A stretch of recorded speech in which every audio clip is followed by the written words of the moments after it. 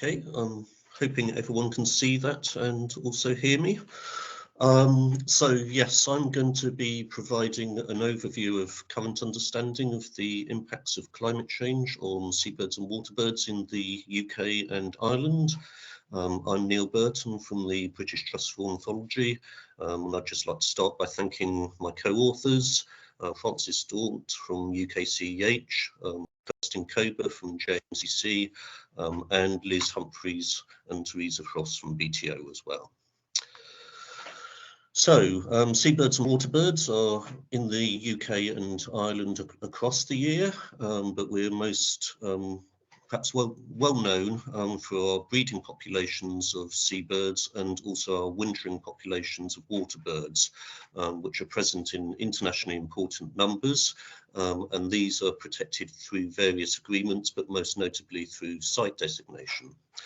The populations are monitored by a number of schemes, most notably the Seabird Monitoring Programme, which brings together monitoring across UK and Ireland. And then we have the Wetland Bird Survey for waterbirds and its Irish equivalent, the Irish Wetland Bird Survey IWebs. And we also have the Goose and Swan Monitoring Programme that complements the Wetland Bird Survey. I should note also the recently completed Seabirds count census. So this is the latest of a series of censuses of the UK seabird populations. That was published just before Christmas, so information there for the future and future reviews. So in terms of what's already happening, the monitoring information goes into UK indicators. So this is the latest wild bird index for breeding seabirds, based on that information from Seabird Monitoring Programme. It's the indicator for the UK. And as you can see, that shows a decline for seabirds over the last 20-25 years since the 1990s. So looking at the drivers and processes behind these changes, there's been a number of significant recent reviews since the last MCCIP report that have looked at climate change processes and how these might actually operate through species annual cycles and their ranges, particularly through effects on their demography, so on breeding success, phenology and their survival. These studies have highlighted both direct and indirect mechanisms.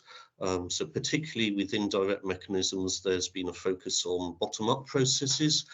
So how climate change might affect particularly the impacts on their prey species, so recruitment, growth and timing of key species, such as sand eels, but also other species. And we can see how that translates to negative effects of temperature on the breeding success and survival of some species, for example, kittiwake and guillemot. But these effects do vary between species. They also vary between sites and locations. So there might be contrasts, for example, between relationships on the east coast of the UK and the west coast and the Celtic Seas. And that's potentially related to different prey species used in different areas, but also species foraging ecology. So species like shag, which tend to forage close to shore, might be impacted more by variations in weather and climate conditions close to their breeding sites than species like fulmar that have much wider ranges and forage over a big area and perhaps can buffer against those changes more. There's also been particular concern about heat waves recently, which affects productivity and zooplankton. And certainly there's been some mass mortalities of seabirds seen across the world associated with heat waves. And there was particular concern last year with the record temperatures in UK and Irish waters that we saw during the summer. So there can also be direct effects. So we can see, for example, increased storminess having an effect on seabirds. So this can lead directly to nest losses at coastal colonies. So some low-lying colonies, for example, of terns and gulls can be exposed, or some cliff sites, if storms come from particular orientations, can be affected. But most notably, seabirds can also be impacted by storminess through so-called seabird wrecks, when those storms affect a bird's ability to forage, and that affects their body condition and therefore leads to big impacts on survival. So we see these wrecks in some species like shag, most notably. And again, heat waves can also have direct effects on seabirds through effects on their breeding successor colonies, affecting nest attendance and therefore directly egg or chick survival. In relation to waterbirds, this is the equivalent national UK indicator for wintering waterbirds that is produced and based on those monitoring data from the Wetland Bird Survey scheme. Over the long term, there's been a big increase during the 1970s and 1980s in populations that we also see elsewhere in Europe.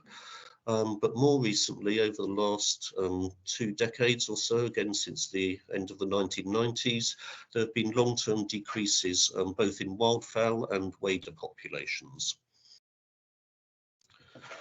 So in part, these changes might simply relate to distributional changes in the species ranges. So if we actually look at species that have come into the UK rather than species that might be declining, there's been some notable colonisations. For example, here's the breeding trend for little egret and also the breeding distribution change. And this species essentially wasn't present here just a few decades ago, and is now colonised both as a breeding and a wintering species. But in winter, there have also been distributional shifts, and these distributional shifts have typically been in a northeasterly direction, and they follow the winter isotherms across Europe as the warming climate has changed conditions in those directions. But this is partly just due to the availability of those sites and changes in the conditions there, but it also might reflect species breeding origins. So many of our species that we get in winter come from breeding grounds in Scandinavia or the Arctic, particularly Arctic Russia. And by moving east, as those conditions have got milder, they're also closer to their breeding grounds, so they're having to migrate less far. So this has been quite often recorded in wildfowl species, particularly geese and swans, but also some diving ducks. But we can also see it in coastal wintering waders. Here, grey plover, for example, which breeds up in Arctic Russia. So if we look at the trends from some of our monitoring scheme, this is the grey plover trend from Ireland, from iWebs, showing a long-term decline over recent decades. The trend for the UK shows that increase during the 1970s and 80s, but again, a decline since the 1990s. But if we look at the trend for the Netherlands, we see an equivalent increase as those populations have moved to the east, essentially getting closer to those breeding grounds. So as with seabirds, the environmental drivers and processes reflect effects on breeding success and survival and across the year. So it's important to consider how those processes might be operating both during the breeding season when birds might not be in the UK, as well as what happens to them in the winter when they are.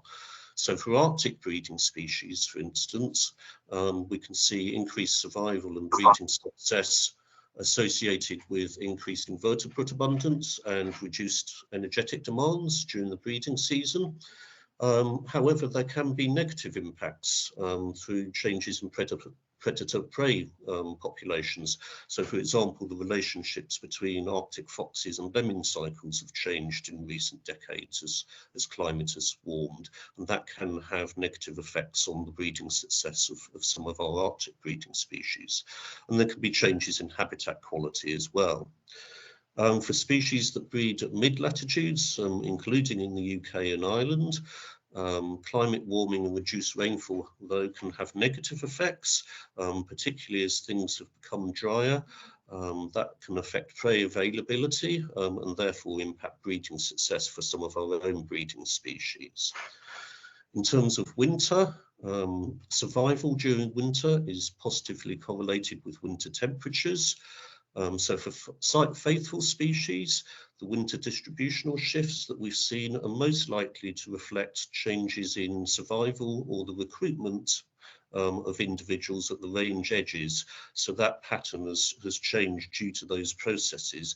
But we can see in some species there can be individual changes, so individual plasticity in their behaviour and actual individual movements leading to those changes in distributions. An important aspect of those distributional changes for waterbirds has been protected sites. So there have been a number of recent studies looking at the importance of protected sites as distributions have changed, and these have consistently shown that protected sites can buffer against losses associated with climate change, but most particularly that they might enable more rapid responses as areas have opened up towards the east and the north and east, so species are able to occupy those protected sites more rapidly. So what about the future? Looking at recent predictive studies, it's similar patterns that we expect that might be increased impacts on breeding success through increased temperatures. There have been modelling studies considering abundance and in relation to both climate and oceanographic variables, and these tend to predict declines in abundance for the majority of species. There have also been studies using climate envelope models looking at distributions, and these particularly predict declines in the species that have their ranges primarily to the north of the UK and Ireland. So those species moving north and therefore becoming less common in our countries. And also impacts on those particularly sensitive to variation in prey availability. And as we expect perhaps increased storminess, those events are thought to become increasingly important in future years. But I should say there's probably been less predictive studies in relation to how impacts on survival might play out. Most studies have looked at, as I say, breeding success, abundance or distributions. For waterbirds, a number of predictive studies have looked at the distributions of birds and how these might change, and that's both during the breeding season and during the winter. And our Arctic and subarctic breeding waterbirds that come to us in the winter are particularly at risk with declining, changes in habitat that lead to declines and decreases in their range sizes as breeding species. Waterbirds can also be affected by habitat loss from sea level rise, and so there's predictions that they might be increasingly prone to losses of habitat as sea level rises, particularly with a lack of mitigation or realignment of the coast. It's fair to note that there might also be losses, the losses in wintering areas might be offset by the increasing availability of new areas to the north and east, as was mentioned, and also just highlighting that there's that increasing need for protected site networks to support adaptation for those species as distributions do change. So lastly, just looking at some key challenges and emerging issues. We're very fortunate to have some fantastic monitoring schemes in the UK and across Europe that have been extremely useful for bringing together that information on how populations and distributions have changed. But there are improvements that can be made. There's concerns perhaps around some of the monitoring to the further to the east and the north and how complete that is and whether we're able to track those populations. but there's also opportunities to integrate our demographic monitoring, so monitoring and thus modelling of abundance, breeding success and survival. And as highlighted, there's a need for more of a holistic approach, considering effects across the year and carryover effects across the annual cycle. There's secondly also an improved understanding needed of relationships between climate and other drivers of population change. So there are many human-related threats to populations, and increasingly we have the threat of disease, so particularly with the outbreaks of avian influenza for both waterbirds and seabirds in the last 2 years. How might those operate with the drivers and impacts of climate change? And lastly, we need to understand adaptation more. As said, there's quite a lot of evidence now that protected area networks are providing benefits to birds, but how do those actually operate? What are the management methods on those sites that actually do make a difference? And can we understand more about the potential for managed realignment, for instance, buffering against sea level change? And just to lastly highlight, because of that, and because we have migratory species, any policies that are implemented do require international solutions. That's absolutely vital for these birds that do cross over our borders and have these wide ranges. I'll leave it there, and I've just got some links to some of the websites to the monitoring scheme at the end. Okay, thank you. Brilliant, thanks Neil for a great talk.